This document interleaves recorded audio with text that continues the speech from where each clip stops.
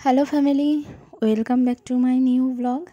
আর আজকের ব্লগটা শুরু করছি। এখন বাজে 10:30 আর আমি সকাল সকালই স্নান করে নিয়েছি, কারণ আমার বাপের বাড়ি তো মা এর জন্য তাড়াতাড়ি করে রান্না করছে। আজকে ইলিশ মাছ রান্না করছে, বাবু এখানে এসে খাওয়া দাওয়া করবে।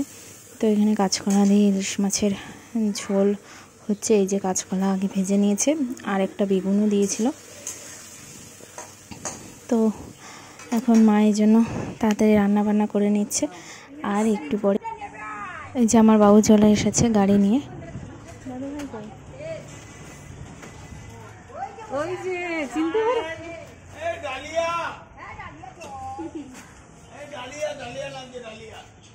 দাদু ভাই,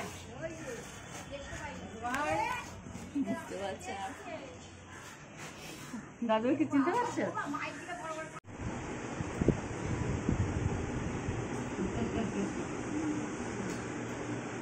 লজ্জা পাচ্ছে।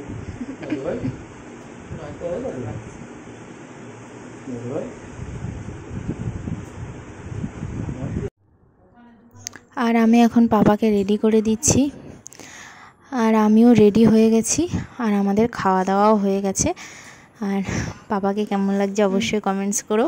ওকে পুরো জুতো পরিয়ে রেডি করে দিয়েছি, আর এই যে বেরিয়ে গেছে।